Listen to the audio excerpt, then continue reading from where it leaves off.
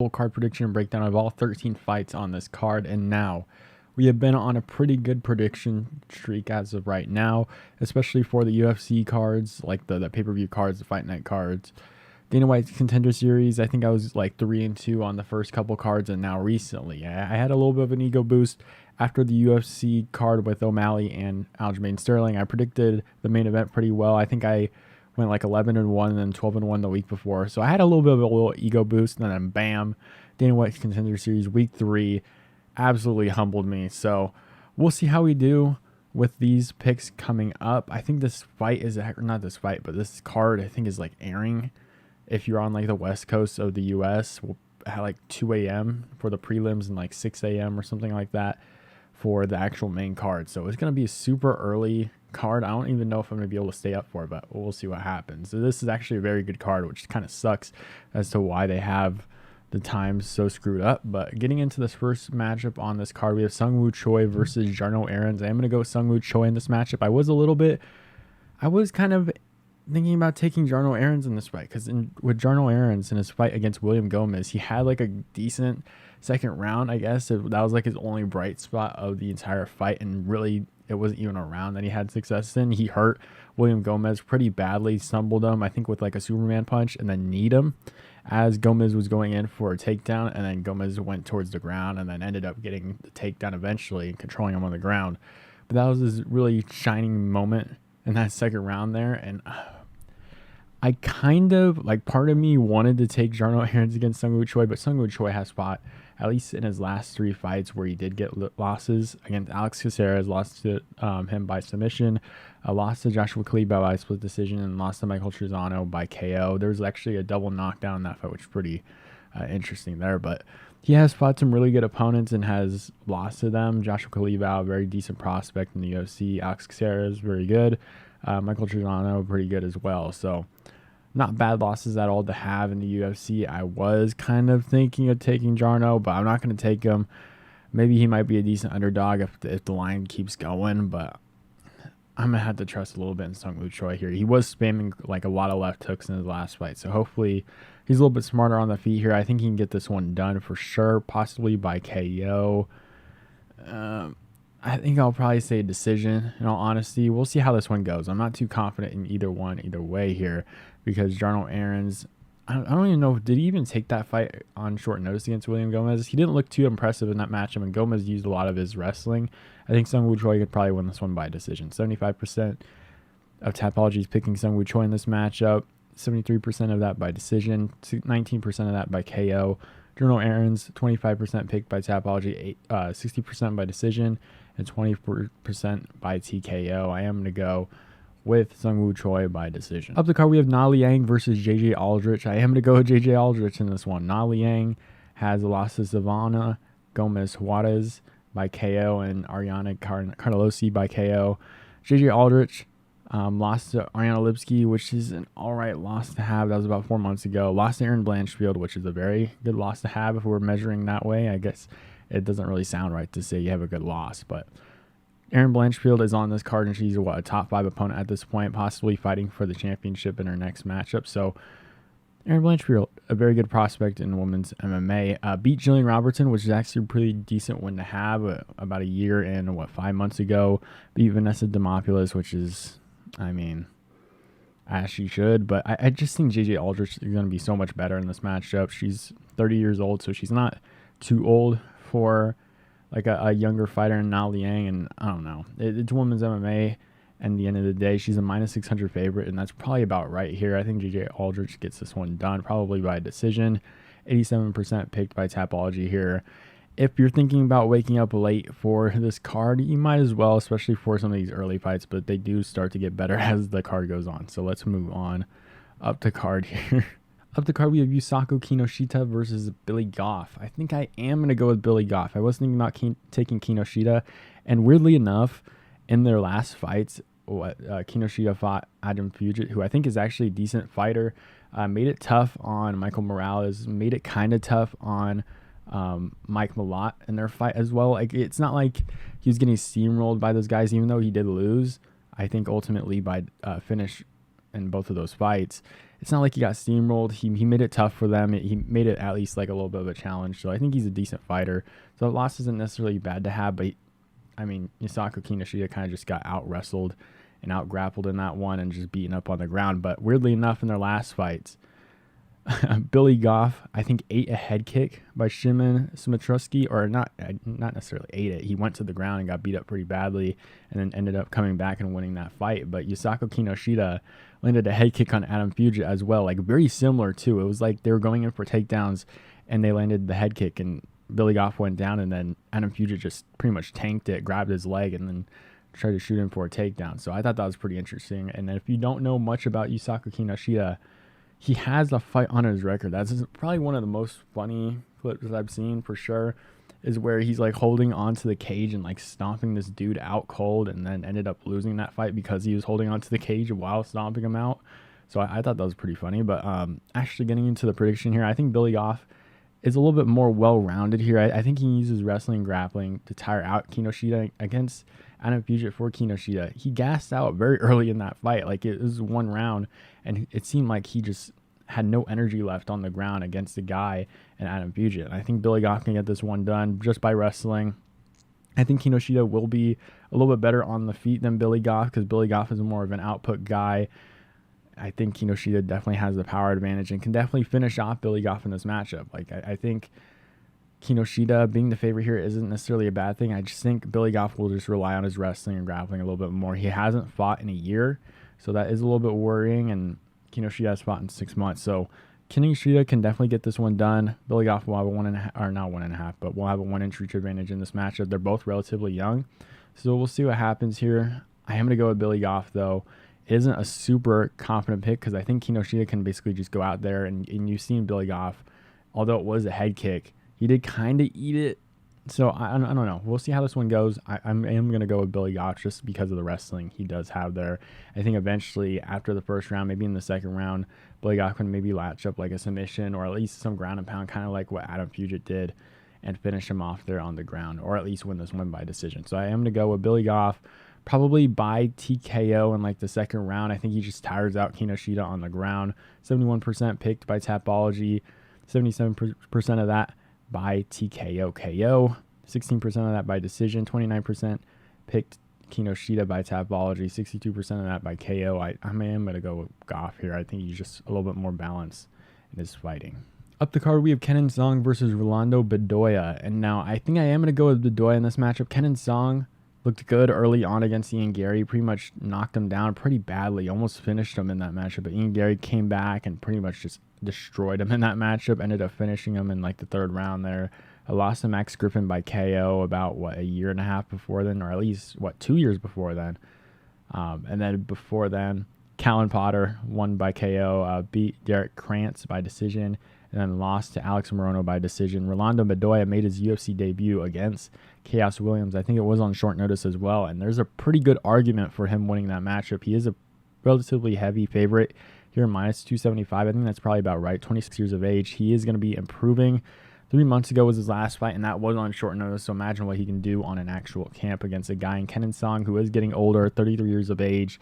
Got beat up pretty badly against Ian Gary after taking 2 years off after getting KO'd by Max Griffin. So I think Rolando Bedoya can eventually get the finish, maybe in the second or third round. I don't mind a decision win for him, just outstriking him.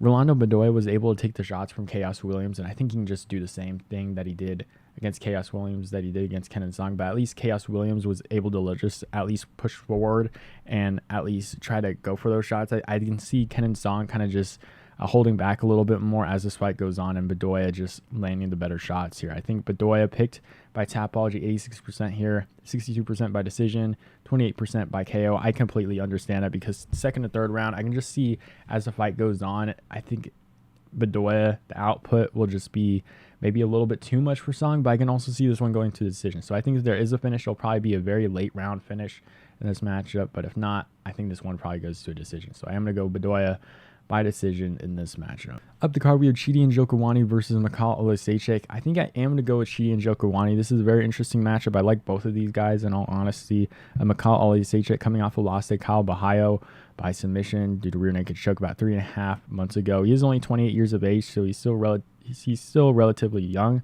Chidi and Njokuani coming off a couple losses to Albert Duraya by split decision. I think there's quite a bit of people that will probably argue that Chidi and Njokuani probably should have won that fight. Before then, lost to Gregory Rodriguez as well. Looked really good early on in that matchup. Beat Desko Todorovic by KO. Beat Marc-Andre Barriol by KO. And then beat Mario Souza on the Contender Series by KO. Is 34 years of age, 80 inches of reach. So we'll have a 6-inch reach advantage over Michal Oleksiejczuk. And I think he will be a little bit better on the feet than Michal Oleksiejczuk. And I think the power is going to be the real big difference maker here. You saw Njokuani hurt Gregory Rodriguez very early on in that matchup. And then eventually just the power and was able to get taken down by Gregory Rodriguez as that fight went on, and was able to get finished on the ground there. But Chidi and Njokuani has some serious power in his hands, and I think the wrestling of Albert Duraya kind of messed with Chidi and Njokuani. I don't think that's going to be a problem against the guy in Michal Oleksiejczuk, and I don't mind Chidi and Njokuani getting the finish here in like the second round. I think it's going to be relatively competitive early on, but I think Njokuani finds a shot. I think he comes off of that losing streak. He is 34 years of age, but it is the middleweight division, so I guess it's not that bad if you're that old in that division. I think Brunson's, 40 years old or something like that. How old is Brunson? I think he's like 38, 39. Cannonier's like 40 years old, so there's some older guys at middleweight. So, I mean, I don't think being 34 and a half years of age, it's really going to mess with Chidi and Njokuani in this matchup. So I am going to go with Chidi and Njokuani probably by like second round TKO. 44% for Njokuani by Tapology, 56% for Oleksiejczuk. Njokuani 71% picked by KO within that 44, and then within the 56, 72% by KO from Oleksiejczuk, which I don't mind. I guess I can kind of understand that maybe in the later rounds they think Oleksiejczuk can finish him off there, but I just think Njokuani with the power and the big reach advantage here, I think it's just going to be a little bit too much for Michal Oleksiejczuk in this matchup. So I am going to go with Chidi and Njokuani by second round TKO. The card, we have Toshiomi Kazama versus Garrett Armfield. I am going to go with Garrett Armfield in this matchup. I'm not super confident in it. I'm just going to be completely honest. I'm not super confident in this matchup. I'm not super confident in this pick, but I think Garrett Armfield, with how he looked against David Onama in his UFC debut about a year and a month ago, lost that one due to an arm triangle choke, but he looked pretty decent. He was landing some really good shots on David Onama in that matchup. I think he can do the same thing to Toshiomi Kazama. Kazama, oh my goodness, lost pretty brutally to Rinya Nakamura's last fight. Like, he just got absolutely walked down and put out cold. It was a pretty brutal loss to have. He also was on the road to UFC. I'm not going to try and say this name because I know I'm going to butcher it. It was about a year ago. Won by a decision over 27-11 guys. So a guy that had a lot of experience coming into that fight. But then Rinya Nakamura, a very good prospect. And I don't think that's necessarily a bad loss to have. But the way he lost in the first round, brutally KO'd, is definitely not a good look coming into this fight. But Garrett Armfield hasn't fought in a year.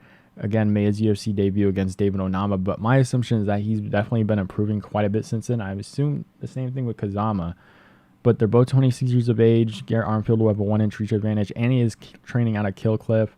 I'm not sure where Kazama is training out of. I'm going to be completely honest. What is this? Wajutsu Kaishuki Heart is what I'm going to say there, but I don't know. I am going to go with Armfield in this one. I think he's going to be a little bit better on the feet. I think he just wins this one. I don't know if he wins this one by decision. I don't think he wins this one by finish. I don't see, if I'm going to be completely honest, I don't see either one of them winning by finish in this matchup. So I am going to go with Garrett Armfield by decision. 68% picked by Tapology here, 74% within that by decision, 32% picked for Kazama by Tapology, 42% by decision, 45% by submission. We'll see how this one goes. I think it'll definitely be pretty interesting, but I think Garrett Armfield will definitely do pretty well here. But again, I'm not super confident in this matchup. I'll keep reiterating it. This one was a really tough pick to make. So I am going to go with Garrett Armfield. Up the card, we have Waldo Cortes-Acosta versus Lukasz Brzeski. I am going to go with Waldo Cortes-Acosta in this matchup. Lukasz Brzeski, Dana White Contender Series debut. I think he got popped for roids. Hasn't really, at least physically, looked good.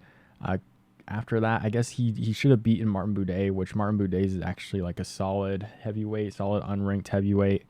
Should have won that matchup, but then lost to Carl Williams by decision. Waldo Cortes-Acosta has looked pretty technical in the fights that he has been in on the UFC or in the UFC. He was on the Contender Series against Danilo Suzart, won by KO there. Beat Jared Vandera by decision. Beat Chase Sherman by decision. I think those ones were actually on short notice there. But just lost Marcos Rogerio de Lima about 3 months ago by decision. And Marcos Rogerio de Lima isn't that bad of a fighter. I know he just got flying kneed and finished there by Derek Lewis, but I think Waldo Cortes-Acosta is just going to be a little bit too technical on the feet for Lukasz Brzeski in this matchup. I think he's definitely going to cause some problems. I don't think Lukasz Brzeski's not a guy that's really going to be leg kicking a bunch, and I don't think, although Waldo Cortes-Acosta does not know how to block or at least check a leg kick to save his life, I think he does really good in this matchup. I can see him winning by a decision. I don't think he ends up finishing for Lukasz Brzeski. I think he just outpoints him on the feet here. 87% picked by Tapology for Cortes-Acosta, 75% within that by decision, 18% of that by TKO KO. I think this one definitely goes to a decision. I don't know if I see the finishing ability for Cortes-Acosta on the feet against a guy in Lukasz Brzeski, who's very solid on the feet, beat Martin Boudet, who I think is a very solid fighter at heavyweight, or should have beaten Martin Boudet at heavyweight. So I am going to go with Waldo Cortes-Acosta by decision. Up the card, we have Junior Tafa versus Parker Porter. And now the brother of Junior Tafa, Justin Tafa, already KO'd Parker Porter pretty brutally about 5 months ago. And then Parker Porter took on Braxton Smith, who had good KO power, but really after like 5-6 punches that he missed, had nothing after that. And Parker Porter was just able to finish him up by ground and pound by KO. Junior Tafa, though, last fight was a loss to Muhammad Usman, where the wrestling was just a little bit too much there. I guess there may be an argument where you could say he did win, but I think just the wrestling, just the fact that Muhammad Usman is just on an insane amount of roids with the wrestling, just striking's not that good. But I just think for a guy in Junior Tafa who's like a kickboxer, just wasn't really that good of a matchup when in all actuality with the wrestler that Muhammad Usman is, I guess, especially at heavyweight. But I think Junior Tafa is just going to KO Parker Porter. I'm going to be completely honest. He's 26 years of age, almost 27. Parker Porter, 38 years of age here. Junior Tafa will be at a 3-inch reach disadvantage, but I think he just has too much power. It's just going to go kind of how that Justin Tafa fight went. I'm just going to be completely honest. I think he KOs him brutally. I think Tapology probably thinks the same here. 83% picked for Tafa in this matchup, 88% by KO within that. I think that's probably about right. First round KO for Junior Tafa. Up the card, we have Errens Blanchfield versus Tyler Santos. This matchup is a very interesting one. This one could have easily been like a main event of a fight night. Let's be completely real here, but especially with some of the main events we have been getting over the last few months, at least from the UFC. I believe this was actually supposed to be a fight night main event until Tyler Santos had to pull out. I think it was like visa issues or something like that. Jessica Andrade pulled in for short notice and ended up getting submitted by Errens Blanchfield. Errens Blanchfield also beat Molly McCann relatively easily by Kimura. Beat JJ Aldrich by submission. Beat Miranda Maverick by decision. Absolutely out-grappled her there. Super impressive win, especially at the time. Tyler Santos had a pretty close fight with Valentina Shevchenko. I think there's definitely a pretty solid section of the UFC fan base that thought Tyler Santos beat Shevchenko. I think it was a pretty close fight. I think Shevchenko probably should have won that one, or at least, well, she did. It's not probably, but she did win that one. I think that was probably the right decision there, but it was a very, very, very, very close fight. And Tyler Santos kind of exposed Shevchenko on the ground there and looked really good in that matchup. Before then, beat Joanna Wood by submission, went to a decision with Roxanne Modafferi about a year and 9 months before that, beat Jillian Robertson by decision, and beat Molly McCann by decision. So for this one, I am going to go with Errens Blanchfield. Tyler Santos has not fought in a year and a month. And I think Errens Blanchfield, the more active fighter here, fought 6 months ago. I think he's going to be the better wrestler and grappler. And I think she wins this one by decision. I don't mind like a 29-28 decision here. Maybe a submission is definitely at play. I see a relatively decent portion of Tapology saying she's going to win by submission. I don't know if I see that. I think a decision is probably about right here. I think Tyler Santos does really good early on at defending some of these takedowns. And I think Errens Blanchfield has actually gotten a little bit better on the feet. I don't know if it was because of her takedown threat against Jessica Andrade, but she did look decent a little bit early on in that matchup. 24 years of age, super young. Very similar reach here, 68 inches of reach for both of them. I like Erin Blanchfield in this one. I think she just out wrestles her, out grapples. I think she's going to be, I don't want to say she's going to be a little bit better on the feet, but she is improving on the feet. Tafa Santos, I think, will probably have a little bit more power than her. But 83% picked for Tapology for Erin Blanchfield in this matchup. 67% of that by decision. Within that, I am going to go with Erin Blanchfield. I think she out grapples her. I think this one's probably like a 29-28 decision. I think it's going to be a little bit more competitive early on, but I think as the fight goes on, you'll kind of see how rusty Tafa Santos will be in that matchup. And I think Erin Blanchfield definitely mixes in some of the takedowns with her stand-up and definitely shows a little bit more to her game. I think she is getting way better on the feet. I think we'll start to see that a little bit more as I think in like her next fight, she'll probably be fighting for the championship. So we'll see what happens here.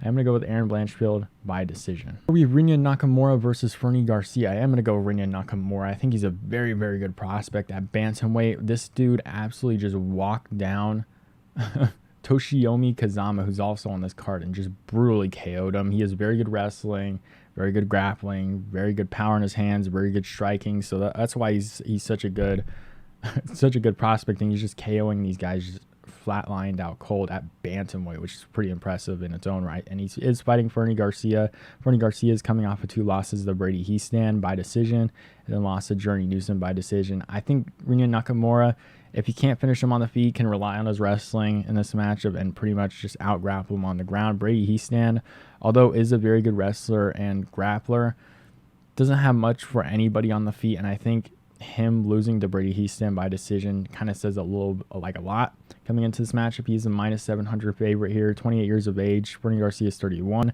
Will have a win and reach advantage over him as well.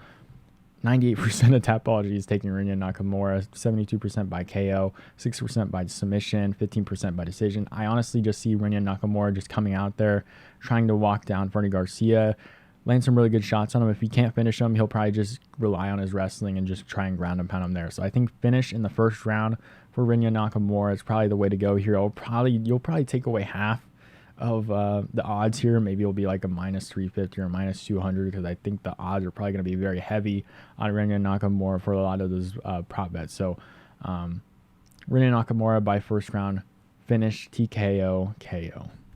Up the card, we have Giga Chikadze versus Alex Caceres. And now this one is a very, very interesting matchup. They're both 35 years of age. Giga Chikadze has not fought in a year and a half. Last fight was a loss to Calvin Kattar in a main event. Lost that one by decision. It was a pretty fun scrap of a fight, but he definitely did lose that fight for sure. Alex Caceres is coming off of 2 wins against Daniel Pineda, which is a pretty good win to have by decision, and then beat Julian Erosa by KO by head kick. And Caceres has actually looked really, really good, and I actually don't mind him winning this matchup. I don't know what it is, but Giga Chikadze, 35 years of age, a year and a half off, I really, really don't like. Especially, it would be different if he was the younger fighter and he was taking a year and a half off to improve or something like that. But I just think Alex Caceres does have a pretty relatively distinct grappling advantage here, and I can definitely see him taking the back at some point in this matchup, maybe end up getting a submission later on in this one. And a lot of people are taking Chikadze, 78% picked by Tapology here, 60% by decision, 32% by TKO KO. Caceres, 22% picked by Tapology, 51% by decision, 34% by submission. I kind of like Caceres in this matchup. I think he's a very good underdog as well. I think on the feet, he can definitely give a little bit of some pressure to Giga Chikadze, put him on that back foot. Although he is not going to be as effective as like a Calvin Kattar, just walking him down, I still think he can do pretty well here, and I can just see him capitalizing on like a mistake from Giga Chikadze, eventually maybe even attempting for a takedown and trying to get the back and just out grappling him there. And I think he either wins this one by decision or probably by submission later on in this matchup. But I think I'll probably go decision for Alex Caceres here, probably 29-28. I think Chikadze probably lands some really good shots maybe early on in this matchup, but I think Caceres just mixes in the takedowns a lot better. And Giga Chikadze not fighting in a year and a half is definitely going to be very harmful for him in this matchup compared to a guy in Alex Caceres whose last fight was, 2 months ago.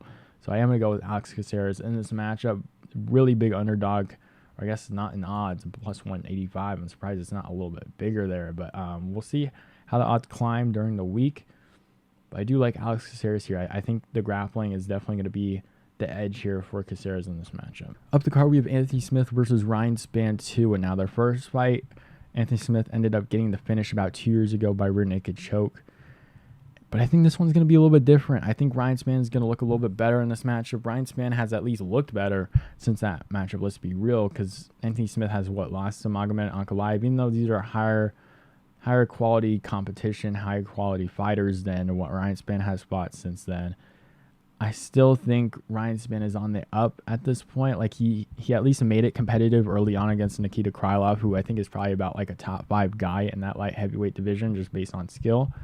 But Anthony Smith, since that first Spann fight, lost to Magomed Ankalaev by like a weird finish there, ended up like hurting his foot or whatever, and kind of just stopped him in his tracks there. And then it was supposed to make back of weight for Jamal Hill and Glover Teixeira, ended up missing that one, and then lost to Johnny Walker in a very weird fight where he was just saying some weird shit.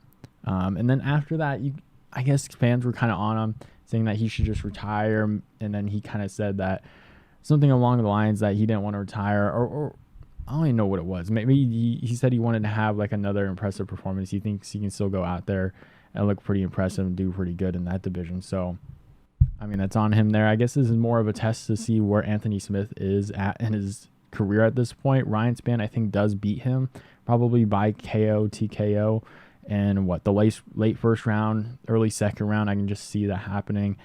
I don't think this is the same Anthony Smith as it was 2 years ago. He definitely think he's on the other side of his career. Nikita Krylov, Ryan Spann at least looked good, or at least decent early on in that matchup. Beat Dominic Reyes by brutal KO. Dominic Reyes, even though is on the other side of his career at this point, Ian Kudalaba beat him by submission.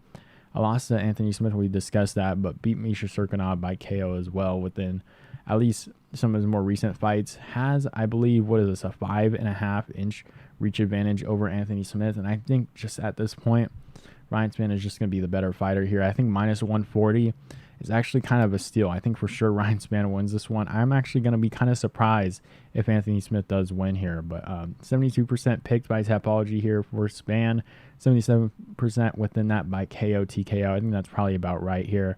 Maybe if you want a little bit more value on your pick, maybe you go TKO for Ryan Spann, but I see him winning that way, probably late first round, early second round. I can see Ryan Spann getting it done, just catching Anthony Smith, or just landing some really good shots. So I am going to go Ryan Spann in this matchup. At the card, we have Max Holloway versus the Korean Zombie. Now, this is going to be a very rough matchup to watch. They actually made it so Americans can't watch this, and only the Koreans and the people that support the Korean Zombie can actually see him get his ass whooped here. And it's going to be very unfortunate. At least it is Max Holloway, who doesn't have that much power in his hands, so it won't be as quick of a beating, but it may be more brutal. Let's be real. This one probably goes over quite a few rounds before it ends up getting finished, and I think Max Holloway ends up getting the finish in probably like the third or fourth round here. I think it's just going to be just way too many shots for the Korean Zombie. Korean Zombie is, 36 years of age at this point of his career. Has some decent power in his hands, solid chin. I guess there is a 1% chance that he beats Max Holloway here, but Max Holloway was on the same level as Volk, at least for Volk early on in his career, but now Volk has just gotten way better. You saw that in their third fight. He just completely outclassed Max on the feet there. But I think Max Holloway, it's just like not many guys are Max. When talking about Max Holloway and Volkanovski, not many guys are Max Holloway's level in their division. And it's just the 1 and 2 in that featherweight division is just insane. But Max Holloway, I think, is just going to school the Korean Zombie on the feet. 31 years of age as well, still pretty young. Won against Arnold Allen's last fight by decision about 4 months ago, so it is being super active here. I don't know why they gave Korean Zombie Max Holloway for his retirement fight. I still don't understand that, but minus 800 favor for Max Holloway. Will be at a 3-inch reach disadvantage. If that means anything in this matchup, I think he wins 100%. 4% on Tapology for the Korean Zombie, which is very interesting. 96% picked for Tapology for Holloway here. It's 63% by KO, 31% by decision. I think this one's probably finish, maybe just too much output, too much CTE for Korean Zombie. I think it's just going to be too much. Just going to be way too much for the Korean Zombie this matchup as this fight goes on. Maybe he does end up going to a decision where he just toughs it out for his crowd and he just ends up retiring after. But, man, I can just see Max Holloway getting a finish in the 4th round, just hurting him way too many times, just taking way too many shots, and I can just see the ref kind of just stopping him, especially in his little in front of Singapore and some of his home fans or whatever.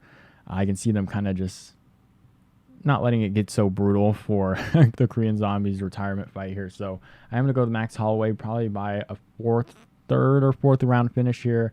I think he gets this one done. Let me know what you guys think about this card down below, and I'll see you guys next time.